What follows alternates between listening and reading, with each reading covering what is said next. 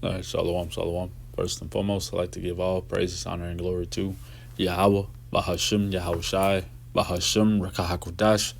Double honors to the apostles, elders, and bishops at Great Millstone for teaching us this truth and ruling well.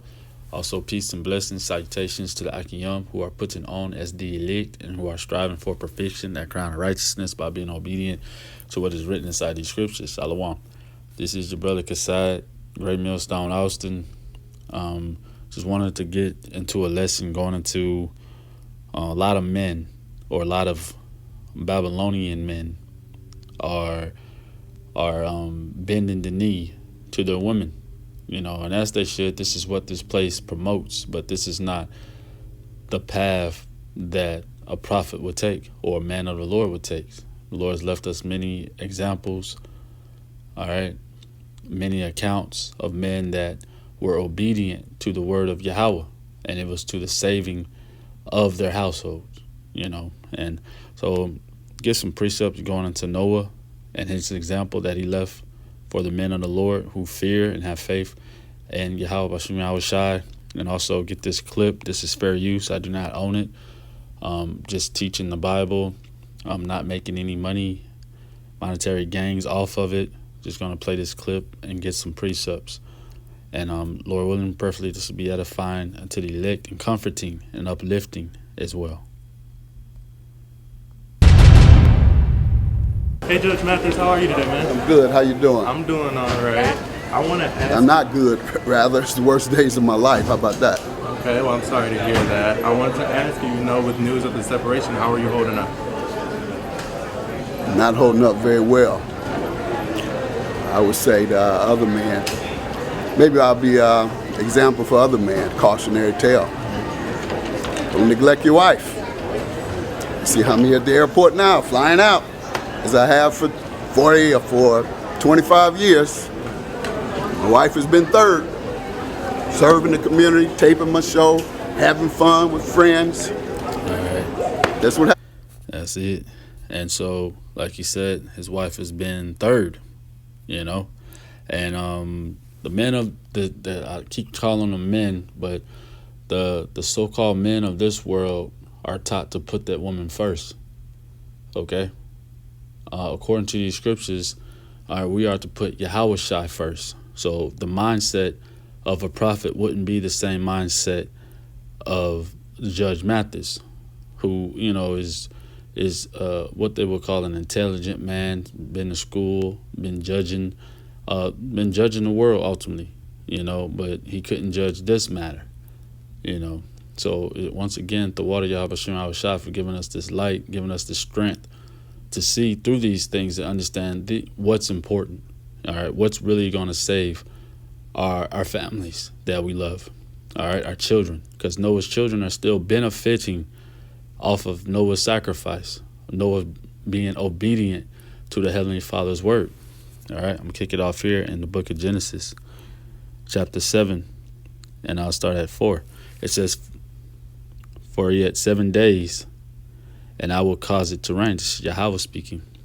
7 days is a complete number of days, and I will cause it to rain upon the earth 40 days and 40 nights, and every living substance that I have made will I destroy from off the face of the earth. We're living in the time frame in which they say that the Lord will return, as in the days of Noah. Okay, so Lord's left us examples of what the society will look like, the climate, the evil, the wickedness, the government, what things will be before his coming. All right, and what Noah did to escape the punishment and the wrath and the judgment that was poured out. All right, so the Lord has left a strict example, as it talks about in 2nd Ezra chapter 7, around 19 and 20, to avoid punishment. All right, because there's going to be many in this world that perish because they did not take heed to the laws, did not take heed to the word of Yahweh Bashim Yahweh Shai. All right, so back in this book of Genesis chapter 7 at number 4, it says, "For yet 7 days, and I will cause it to rain upon the earth 40 days and 40 nights, and every living substance that I have made will I destroy from off the face of the earth." All right, the Lord is getting ready to do that again, but with fire. He's getting ready to cleanse this world of all unrighteousness with fire, going into the ICBM missiles that are going to be launched upon this place, and also the chariots zapping things with their lasers. And 5 says, and Noah did according unto all that the Lord Yahweh commanded him. And Noah was 600 years old when the flood of the waters was upon the earth. And Noah went in, and his sons and his wife, and his sons' wives with him into the ark because of the waters of the flood. All right, so it was to the saving of Noah's wife and Noah's children and their wives as well, by Noah being obedient to the voice of the Lord, man. And this is how the men of the Lord are operating in this time, operating in faith. Faith is an action word. All right, they understanding that my wife doesn't have salvation. My kids been up under them is not why I'm going to gain salvation, being what this world would consider the father of the year. Noah is the father of the year when it comes down to it, because he knew that if he did what the Lord said, that the Lord is a just power, a just God, that he's going to do exactly what he said he's going to do. This is Habakkuk 3:2. It says, O Lord Yahweh, I have heard thy speech and was afraid. O Lord Yahweh, Bashem Yahushai, I have heard thy speech and was afraid. O Lord Yahweh, revive thy works in the midst of the years, man. So, O Lord, fulfill these prophecies in the midst of these years, as all the men of the Lord are praying, hearkening and hastening unto these, these days of destruction, because we understand we have to go through these hard times, these bad times, evil times, in order to get into the kingdom. Okay, so, O Lord, revive thy works in the midst of the years. Everything you said you was going to do in the midst of the years, fulfill these words. All right, because we want to be in the kingdom so we can really enjoy life and living, because this world in which we living in or surviving in is a prison cell. It's death all around us. All right, so it says, in the midst of the years, make known and wrath, remember mercy. So when the Lord is pouring out wrath, Habakkuk is praying for mercy. All right, praying for mercy. And this is what the men of the Lord are doing. So this is Hebrews 11:7. It says, by faith, Noah being warned of Yahweh of things not seen as yet, moved with fear, man. So this is a thing of faith. All right, understanding that, faith is the substance of things hoped for and the evidence of things not seen. So if we had it, we wouldn't have to hope for it. We're not in our kingdom. Okay, we are in the hands of the wicked still to this day. All right, and all day long we are led to the slaughter. So we need deliverance for our family's sake, for our sakes. We need deliverance. We need Yahweh Shai to come and deliver us. Okay, so it says, by faith, Noah been warned of Yahweh of things not seen as yet, moved with fear, prepared an ark to the saving of his house, man. So moved with fear, got busy, got to work, doing the work, doing what the Lord has told him to do, prepare an ark, man, to get up on the chariot to the saving of this house, by the which he condemned the world and became an heir of the righteousness, which is by faith, man. So in order to become an heir of righteousness, you must be dwelling, you must be operating in faith, all right, and condemning the world. And this is what the men of the Lord are doing.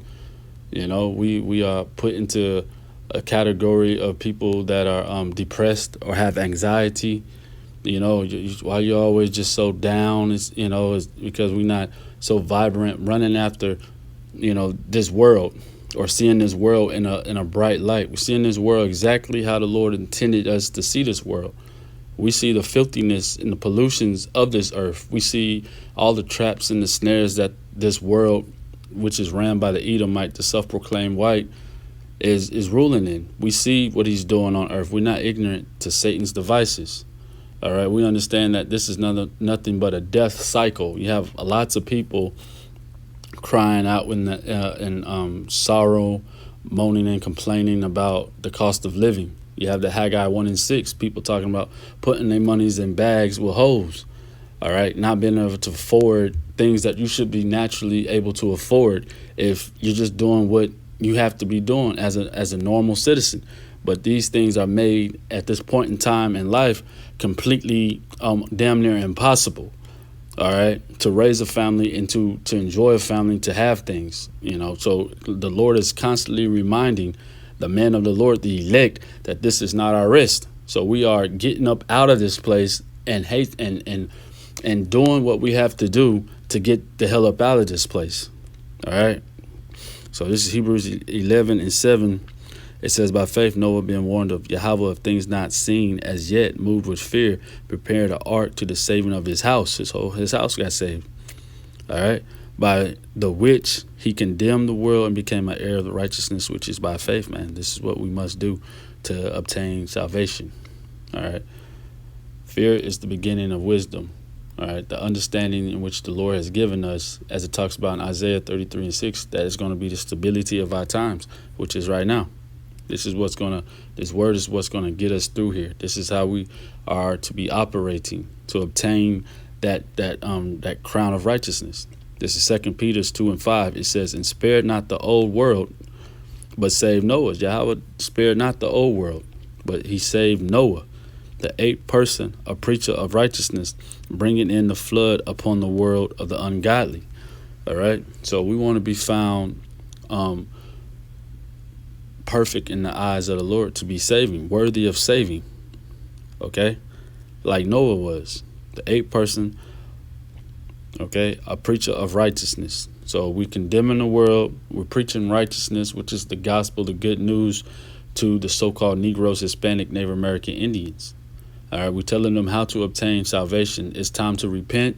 The kingdom of Yahweh is nigh. All right, so this kingdom of the Edomites is getting ready to end, because Esau is the end of the world and Jacob is the beginning of the world that follows. So the kingdom of righteousness is getting ready to be set up on earth. But first, it has to be a complete renovation, has to be a complete demolition, has to be complete desolation and destruction out here in Babylon the Great, which is America.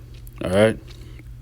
So, and that's what, bringing on the flood upon the world of ungodly. So the flood is going to be fire once again. All right, this is Ezekiel 9:4, just going into a preacher of righteousness and condemning the world. This is Ezekiel 9:4. It says, and the Lord Yahweh, Bashim Yahushai, said unto him, go through the midst of the city, through the midst of Jerusalem, and set a mark upon the foreheads of the men that sigh and that cry. All right, and that mark goes into the Tawah, which is a mark of exemption from the destruction.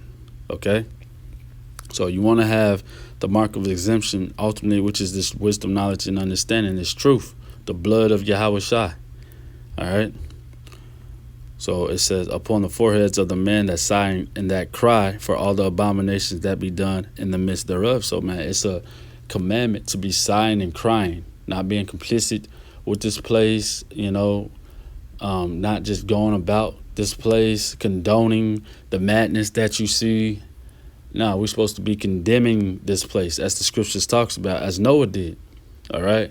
So we want to be, the Lord has given us examples on how to be walking.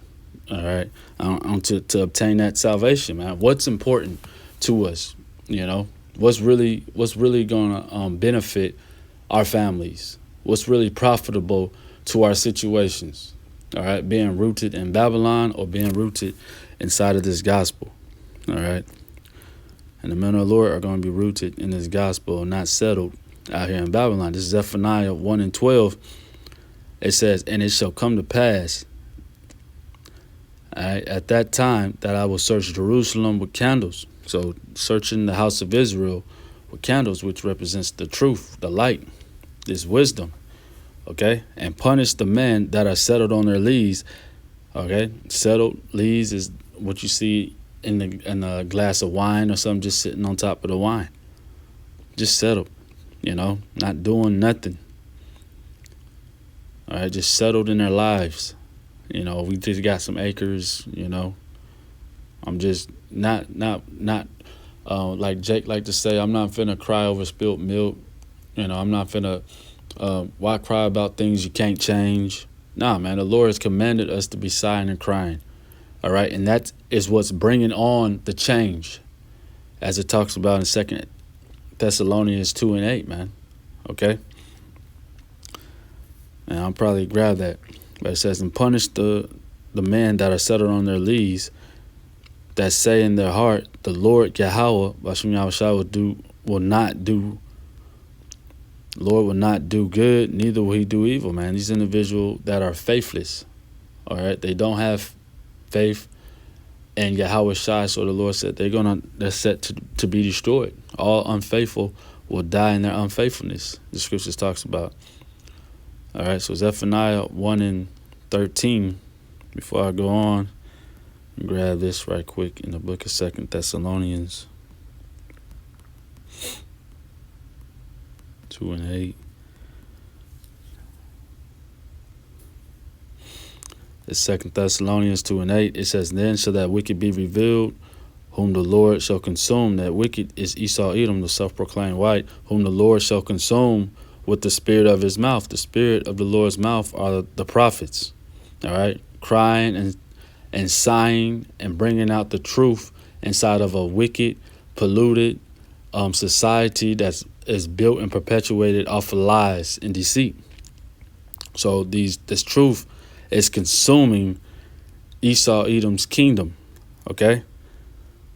And so it says, and the Lord shall consume with the spirit of his mouth and shall destroy with the brightness of his coming. So when the Lord returns once again, he's going to destroy Esau Edom's kingdom, all right? And 2/3 of these people of the house of Israel that are settled on their lees, all right, the unfaithful. And 13 says, therefore their goods shall become a booty, and their houses a desolation. They shall also build houses, but not inhabit them. And we see this happening right now.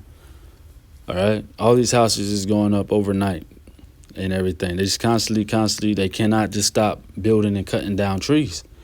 They think this is a continuing city. All right. They're talking about 2035. I got on my license, it talks about it expires 2031 or some shit. Man, that's preposterous. All right. I'm not trying to see you on 2030 nothing at the end of the day. All right. It says they shall also build houses, but not inhabit them, and they shall plant vineyards, but not drink the wine thereof. It says the great day of the Lord Yahweh Bashem Yahushua is near.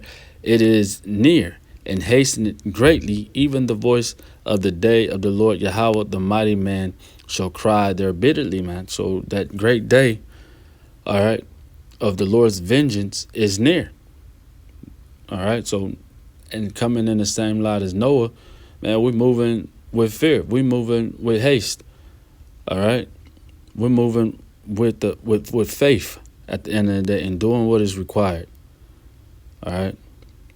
So it says in 14, the great day of the Lord is near. It is near, and it hastened it greatly. Even the voice of the day of the Lord Yahweh. It says the mighty man shall cry there bitterly. It says that day is a day of wrath, a day of trouble and distress, a day of wasteness and desolation, a day of darkness and gloominess, a day of clouds and thick darkness, man. So this is going to be the day that reality hits the mass majority of all the inhabitants of the earth in the face. All right. This is that moment that the scripture talks about, and then they will know a prophet has been among you. All right, because all these things that the prophets are on the highways and byways giving the house of Israel warning, all right, are coming to pass. Okay. This second Ezra, chapter 16 and 17, says the fire is kindled and shall not be put out till it consume the foundations of the earth. Like as an arrow which is shot of a mighty archer, return it not backwards. It says, even so the plagues that shall be sent upon the earth shall not return again. It says, so the things that are prophesied about, they're going to happen. There's no change in the course of that. The Lord is not a man that he shall lie. His counsel is going to stand, declaring the ending from the beginning, as the scriptures talks about. All right. So the plagues that shall be sent upon earth shall not return again. It says, woe is me, woe is me. Who will deliver me in those days, man? This is the mindset of the elect men. Understanding, though, that being, in obedience of lining up with these scriptures, man, the Lord is going to deliver you, but the destruction is going to be so great. It's a fearful thing. It's a fearful sight, a vision. All right. So Ezra is saying, who will deliver me in these days, man? All right. It says the beginning of sorrows, the great mournings, and beginning of famine and great death, the beginning of wars and powers, and the powers shall stand in fear. It says the beginning of evils, what shall I do when these evils shall come? Behold, famine and plague, tribulation and anguish, all sent as scourge for the amendment, man. So being faithful, all right, steadfast, unmovable inside of this gospel, ultimately is what the men of the Lord are going to be doing, as Noah was. All right, understanding these things are getting ready to happen and come upon the earth, and we're going to be rooted in gospel. This is Sirach 44:17. All right, you see the 144 and the 7144. Call on Allah, Yahbashim Avashai. It says Noah was found perfect and righteous in the time of wrath. He was taken in exchange for the world. So the elect, a remnant of the house of Israel. All right, being found perfect is doing what the scriptures tells you to be doing. As Job was, Job 1:1, all right, eschewing evil. All right, the wisdom of knowledge and of these scriptures is to hate evil and all the evil ways, man. This is the time to be being obedient, all right, putting off the flesh and walking in the spirit, all right, operating in the fear of the Lord, understanding that, man, he will put out judgment. So it says, in the time of wrath, he was taken in exchange for the world. Therefore, he was left as a remnant unto the earth when the flood came, man. So Noah's children benefited, once again, off of Noah doing what he had to do, regardless of what neighbors or other people might have said when they thought about Noah or brought him up. Well, he don't never do this and he don't never do that. He ain't came to the family picnic, barbecue, and, since, whatever, He don't never call. He don't really do this, that, and the third. All sorts of manners of evil, man. The scriptures talks about them. This is what they're going to do. Let's grab that.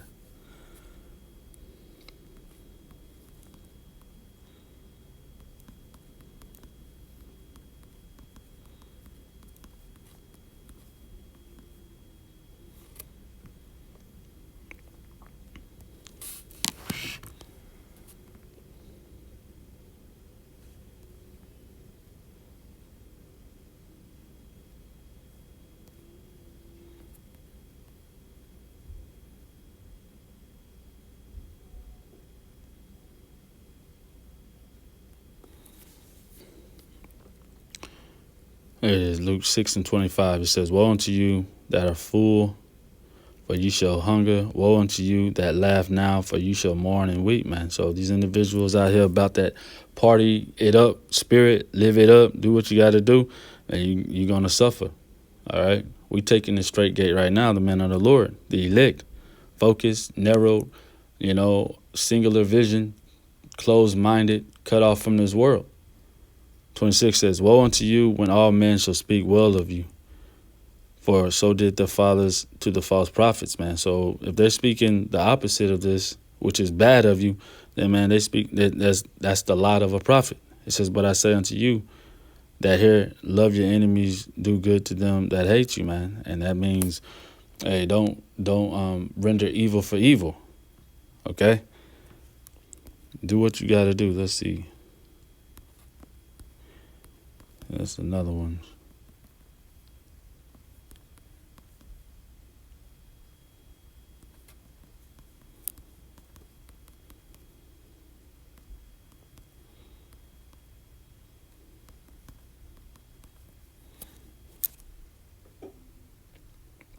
This is Matthew 5:11. It says, blessed are ye when men shall revile you and persecute you and shall say all manners of evil against you falsely for my sake. So being obedient to Yahushua, they're saying all sorts of falsely evil things towards you, and they're going to persecute you, and they're reviling you. It says, rejoice and be exceedingly glad, for great is your reward in heaven. For so persecuted they the prophets which were before you. So now you're lining up with this gospel and these scriptures. All right, if you got a woman that's talking shit, you don't never do this. Well, this might not be the time to have a woman then, all right? But, you got to operate with wisdom, knowledge, and understanding in this time frame which you're in, and seek counsel through the brotherhood in which the Lord has provided for us in this time in which we're living in. So it says, 13. Ye are the salt of the earth, but if the salt have lost its savor, wherewith shall it be salted? It says, it is therefore good for nothing but to be cast out and to be trodden down under the foot of men. So, man, the Lord has created us, with eyes to see and ears to hear what's going on out here. All right. He's not created us to be a Judge Mathis. He's not created us to be in that type of a mode, mind frame. He created us with light, with vision. All right. Being visionaries, understanding that the Lord is not a man he's going to lie. He's going to fulfill everything he said he's going to do inside these scriptures. And if we're faithful, over what the Lord has given us, man, the Lord said he's going to give us much more to be faithful over. He's going to reward us with that crown of righteousness. And he's going to protect us in his day of wrath. So I'm going to leave it off at that. Prayerfully, this is uplifting, edifying, comforting, to the body. Keep on pushing. Before I get out of here, I want to give all praises, honor, and glory to Yahweh, Bahashim Yahweh Shai, Bahashim Rakahakodash. Double honors to the apostles, elders, and bishops at Great Millstone for teaching us this truth and ruling well. And peace and blessings to the Akiyam who are putting on as the elect. Shalom. Keep pushing.